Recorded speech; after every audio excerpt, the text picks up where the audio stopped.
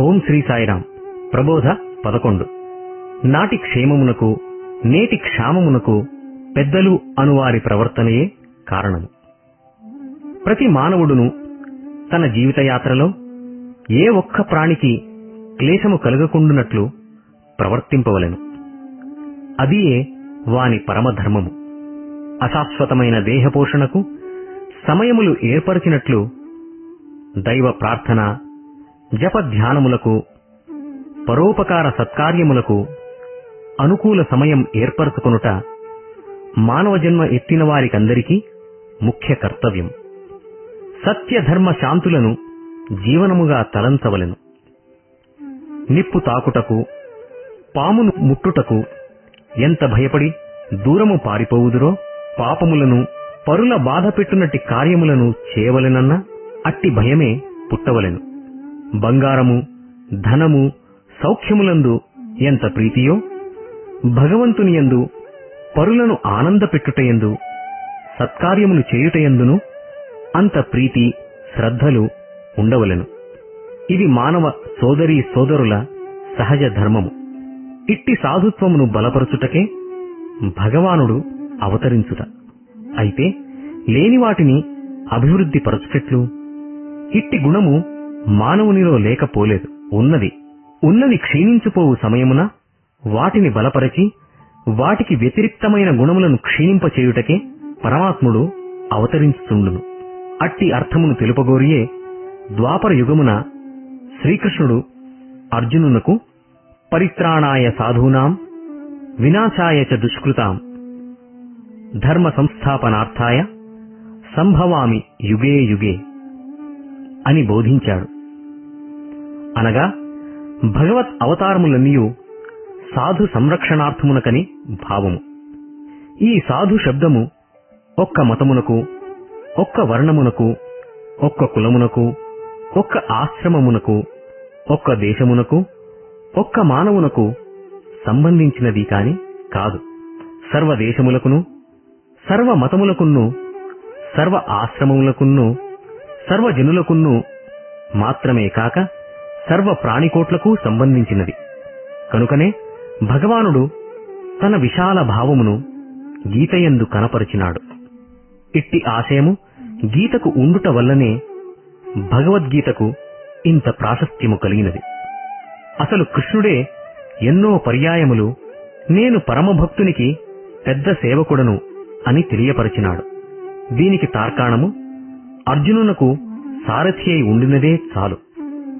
ఇట్లు మానవుల సహజ సంస్కారమే ప్రకటించుతుండా ఇంతకంటెను అతీతమైన సాధనా బ్రహ్మనిష్ఠులైన వారి సహజ లక్షణములు ఇంకెంతటి పవిత్రములై ఉండవలెనో ఎవరికి వారు యోచించుకొన తెలియను.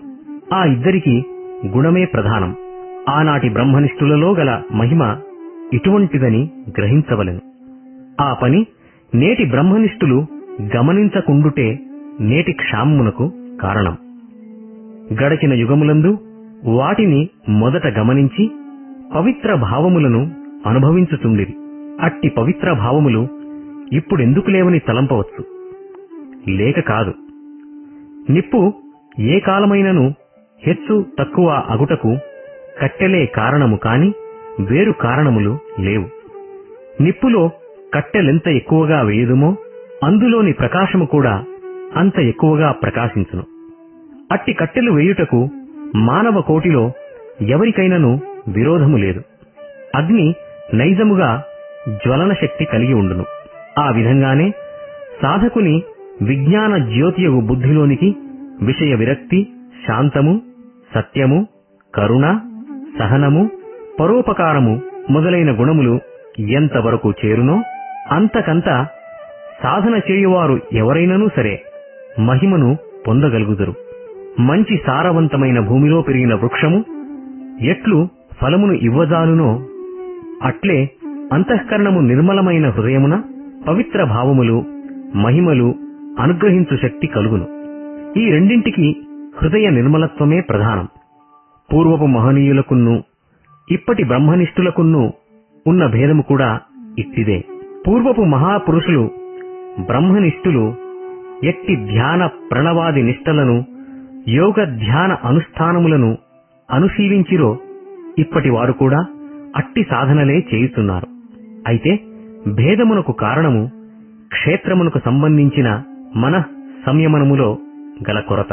ఎప్పుడు లోకమున ఏకాంత ప్రదేశమున బ్రహ్మనిష్ట చేయు మహాపురుషులు తగ్గిపోదురో అప్పుడు లోకమునకు అనేకములైన బాధలు కలుగుతుండును.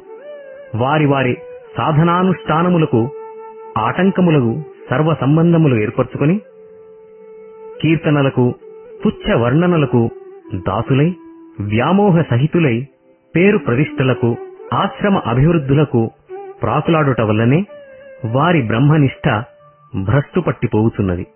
అట్టి బ్రహ్మనిష్టను సాధించగోరువారు ఏకాంతములో ఆయా సమయములందు ధ్యాన జపముల ఆచరించుతూ ఏకాగ్రతను ఏర్పరచుకొని సర్వభూత హితాసక్తులై నిష్కామ కర్మపరులై ఉండవలెను. అట్టివారు లోకమున ఎప్పుడు అవతరింతురో అప్పుడే దుఃఖములన్నీయూ శమించిపోవును. ఇది కృతయుగ చిహ్నము. ప్రపంచమున ప్రజాసేవా తత్పరులైన వైద్యులు అచ్చటచ్చట వైద్యాలయముల ఏర్పరచి జనులకు ఏ విధంగా రోగములు నివారణ చేయుచుందురో అదే విధంగా భవరోగ వైద్యులకు మహాత్ముల పుణ్యాశ్రమములు అచ్చటచ్చట ఉండినతో జనులు అజ్ఞాన అసత్య అనాచార అహంకారములను రోగములకు గురి కాకుందురు కదా. ఆ విధంగానే బ్రహ్మజ్ఞానౌషధమును శాంత శమదమాది సత్యగుణములెనడు పథ్యమును కలిగి ఉండిన ఈ అజ్ఞాన ప్రవర్తన రోగము నాశనమగును. అట్లుకాక ఇప్పటి మహనీయుల చెంతచేరు రోగులకు ఇష్టమొచ్చినట్లు మందులిచ్చుతూ వారికి ఇష్టమైన వస్తువులను ఆరగించు పథ్యము పెట్టుతూ వారి చేతులలో బానిసలై అట్లు కాకుండా తమకు పేరు ప్రతిష్టలు రావని తలంచి రోగులకు వశమైన డాక్టర్లు కావటం వలన ఈనాడు ఈ బాధలకు గురి కావలసి వచ్చినది. ఎక్కడైనను రోగి యొక్క రోగమును తెలుసుకొని ఆ రోగమును నయము చేసి వాని ఆనందమునకు ప్రేమకు కృతజ్ఞతకు అర్హుడు కావలెను. కాని తన వర్ణనలకు తన పోషణకు తాను ప్రాకులాడి రోగిని ఇష్టము వచ్చినట్లు పోనిచ్చి నాశనము చేయుట వల్ల తన పని మాత్రం ఎంతకాలం నడువగలదు? ఇప్పటి వాతావరణం ఈ రీతిగానే నడుస్తున్నది. ఆధ్యాత్మిక పెద్దలైననేమి అధికారమునందున్న పెద్దలైననేమి పెద్దలందరూ ఈ బుద్ధులలోనే నడుచుతున్నారు. వీరి ప్రవర్తనలు సరిచేసుకున్నప్పుడే లోకమునకు మంచి కలుగును. కాని ఆడంబరములతో ఎన్ని ప్రచారములు ప్రసంగములు జరిపినను ప్రయోజనము లేదు. కార్యరూపమున చూపవలెను. డాక్టర్లు రోగుల సేవ నిమిత్తమై ఏర్పడిన వారలే కాని తమను తాము కోసుకొనుటకు గుచ్చుకొనుటకు కాదు. అట్లనే మహాత్ములకు జ్ఞానులు అజ్ఞాన నిద్రలో నిద్రించు వారిని అహంకారపు సుడిగుండంలో మునిగిపోవు వారిని తరింపచేయువారే కాని అజ్ఞానంతో సర్వ వ్యామోహ బద్ధులై సత్యమునే మరచి అధికారం పేరు ప్రఖ్యాతులకై శరీర భోగములకై ప్రాకులాడు వారికి ఇంకనూ ఆశలు కలిగించి వారలను వ్యామోహములందు మరింత లోతులకు త్రోసి భ్రష్టులను చేయుటకు కాదు. నేను పెద్ద నీవు చిన్న అనుచు లేనిపోని ద్వేషములను రెచ్చగొట్టుతూ లేని అశాంతికి అజ్ఞానమునకు దారి చూపుటకు కాదు. పెద్దతనము భేదములను అణగద్రొక్కి సర్వజన సమాన ప్రేమకు పునాది వేయుట పెద్ద కాని అట్లు కానివాడు పెద్ద అంటే మట్టి ముద్ద. మంచి వైద్యము తెలిసిన డాక్టర్లు ఆసుపత్రులు లేని దేశమునందలి ప్రజలు ఎంత రోగపీడితులై ఎంత బాధపడుదురో సుజ్ఞానమును బోధించి పరమార్థ మార్గమును చూపునట్టి మహనీయులు పుణ్యక్షేత్రములు ఆశ్రమములు లేని ప్రదేశములందు కూడా అదే విధంగా క్రూర గుణములు పెరిగి మహాదారుణ రోగములచే బాధపడుదురు. అయితే యథార్థమును తెలుసుకొని సర్వశాస్త్ర రహస్యముల సారమును తెలిసిన అనుష్ఠాన పరాయణులైన మహనీయులు ఉండిన ఇట్టి దారుణ గుణములు కలుగవు. కలిగినను అణగిపోవుచుండును. అసలు లోకమున అట్టి మహనీయుల మహా తపశ్శక్తి సాధనా బలము వల్లనే లోకము ఇంతవరకైనా శాంతించి సుఖపడుతున్నది. మహనీయులు వారికి వారు ఆనందమును అనుభవించుటే కాక అనుభవించిన ఆనందమును అందరికీ పంచిపెట్టవలెను. అయితే తనకు తాను అనుభవించక మునుపే రుచి తెలియక మునుపే తన బుద్ధి బలహీనత చేత పేరు ప్రతిష్టలకు ఆశపడి అధోగతి పాలగుతున్నారు. ఇదే ఇప్పటి పెద్దల దౌర్బల్యము. ఇప్పటి సాధువులు పెద్దలు ఆ యథార్థమును తెలుసుకుని మెలగకుండుటే నేటి క్షామమునకు కారణం. అట్టి పవిత్ర సారమును అనుభవించవలెను. తన స్వార్థత్వమును త్యజించవలెను. పరోపకారమునకు పాటుపడవలెను. లోకక్షేమమును ఆశించవలెను. ఇన్ని భావములు హృదయమున నింపుకొని పరమాత్ముని ధ్యానించవలెను. ఇది సరి అయిన దారి. మహాత్ములు గాని అధికారులు గాని లోకక్షేమ లోక సేవా నిరతులై ఉండిన జనుల అంతఃకరణములలో కల రాగ ద్వేష మద ఈర్ష్య అసూయ అహంకారములను దుష్ట గుణములచే జనులు దూషితులు కారు. మానవుల యొక్క ధర్మ దయ సత్య ప్రేమ జ్ఞాన విజ్ఞానములను దైవధనమునకు హాని కలుగదు.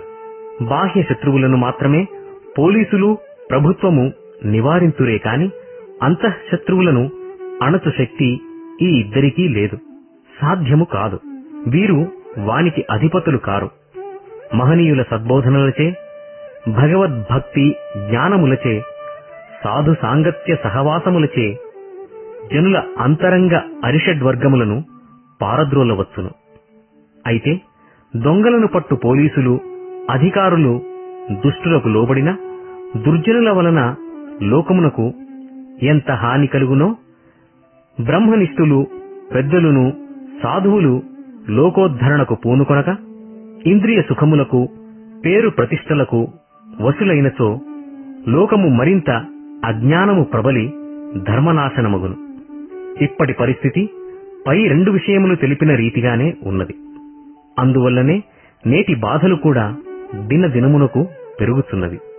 ఈ రెండు సమాజములందును ఏనాడు సరైన భావములు నెలకొని లోకక్షేమమును దృష్టియందు ఉంచుకుని భగవత్ శక్తిని మననము చేయుదురో ఆనాడే లోకమంతయు శాంతి సంతోషములతో తులతూగును.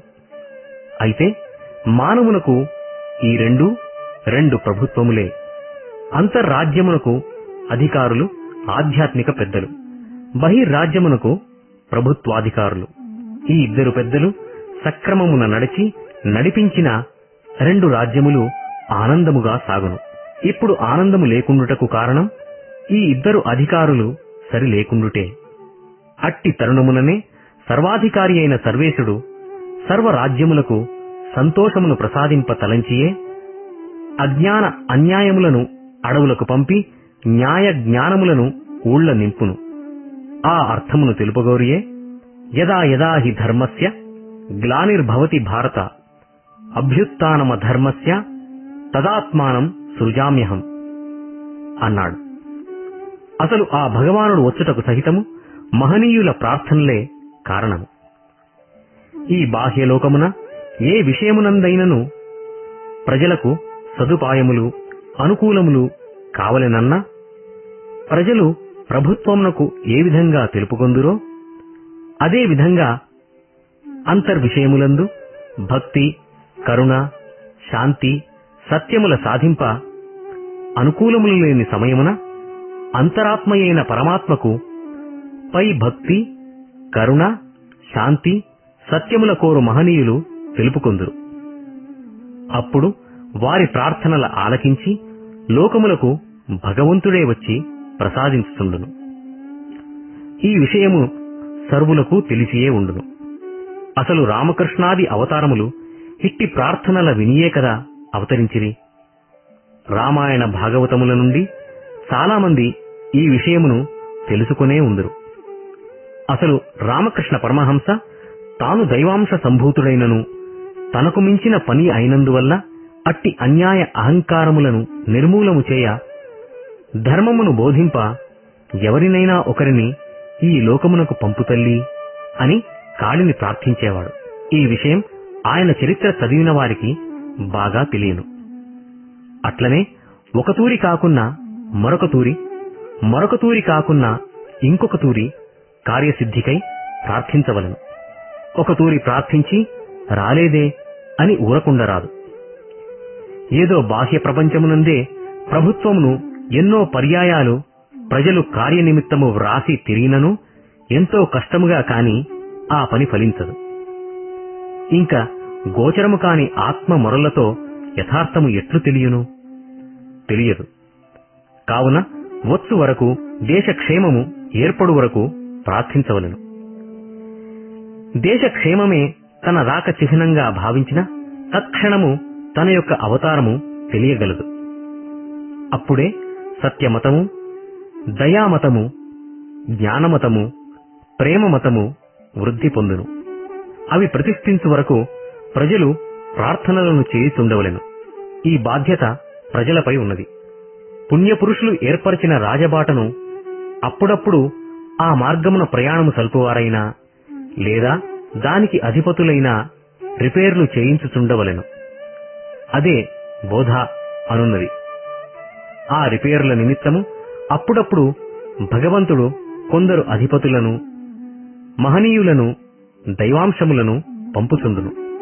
వచ్చిన వారి సద్బోధనలే ఆ పూర్వపు పుణ్యపురుషులచే స్థాపనమైన మార్గమును తిరిగి సరి చేయించును.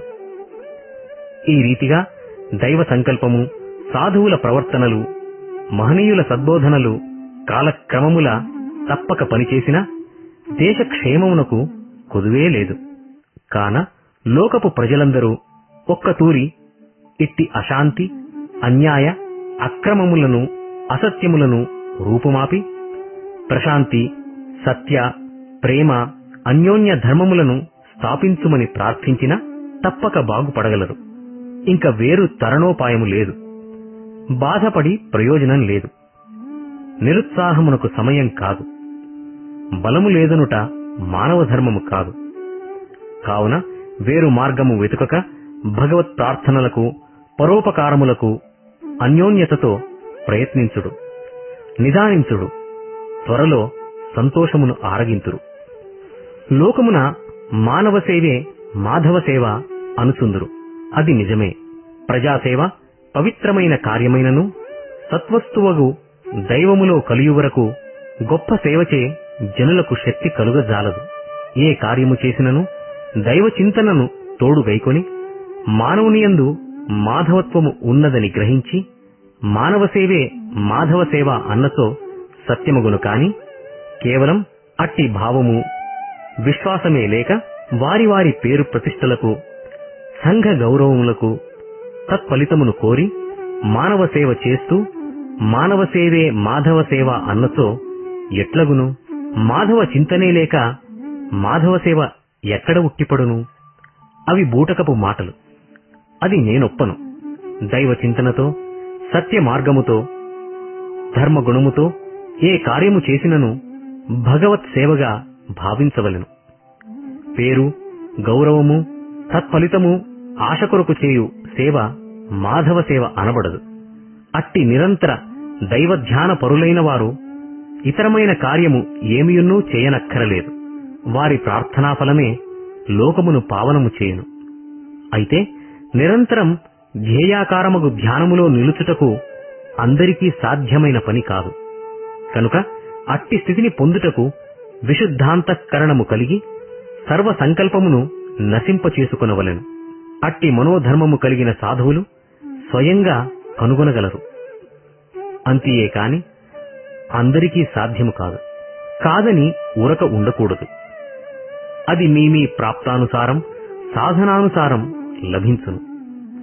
అంతవరకు ఆత్మవంచన లేక ఎంతవరకు మనస్సు వృత్తిరహితమై దైవాకారమగు స్థితిలో నిలుచునో అంతవరకు ధ్యాన జపములు చేయుచు పరోపకారము చేస్తూ తత్ఫలితమును ఆశించక లోకసేవలో కాలమును వినియోగించిన ధన్యాత్ములు కాగలరు. అట్లు కానిచో దేహముతో ప్రపంచ కర్మలు చేయకపోయినను మనస్సు లోకమున పోయి అనేక కర్మలు చేయుచుండును. అట్టివారు కర్మలు చేయకనే కర్మమునకు కట్టుబడుదురు. దైవ ధ్యానము, సత్యమార్గములో నుండి మనస్సు బహిర్గతమగునప్పుడు ప్రాణికోట్లకు ఉపకారమగు పనులు దేహేంద్రియములు చేసినను మనస్సు దానిపై ఏకాగ్రతతో పడి ఉండుట చేత కర్మము చేసినను కర్మము చేయనివాడగును. భగవద్గీత భావమంతయు దీనిపై ఆధారపడినది.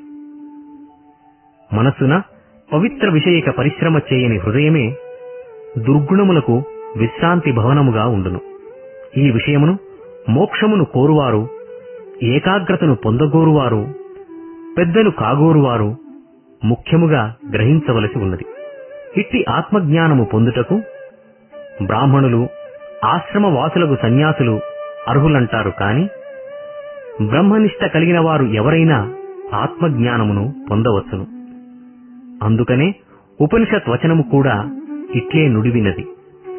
నాశ్రమం కారణం ముక్తేః దర్శనాని నకారణం తథైవ సర్వకర్మాణి జ్ఞానమేవహి కారణం. అట్టి పరబ్రహ్మమగు పరమాత్మ చింతనకు కాల నియమము లేదు. పుణ్యదేశమనియు ప్రత్యేక స్థలమనియూ లేదు. ఏ కాలమైనను ఏ స్థలమునైనను ఏ సమయమున చిత్తము పరమాత్మయందు రమించునో అదే పుణ్యస్థలము, అదే పుణ్యకాలము అగుచుండును. ఎచ్చటనున్న అచ్చటనే చింతన చేయుచూ ఉండవచ్చును. అందుకనే మునుపు ఈ రీతిగా తెలియపరచటం. న కాలనియమో యత్ర న దేశస్య స్థలస్య చ యత్రాస్య రమతే చిత్తం తత్ర ధ్యానేన కేవలం. ఇట్టి సర్వనిష్టా గరిష్ఠులై సర్వసార సహితులై అంతఃకరణ శుద్ధి కలిగిన వారల వల్ల లోకము క్షేమము కలుగగలదు. అట్టి వారి అనుగ్రహమునకు పాత్రులై వారి ప్రార్థనల వలన దేశక్షేమమును కోరి ఉన్న బాధలను పోగొట్ట ప్రయత్నించుటకు సర్వులు ఈ నిమిషము నుండియే పరమాత్ముని ప్రార్థనలు సల్పుదురుగాక, లోకక్షేమమును పొందుదురుగాక.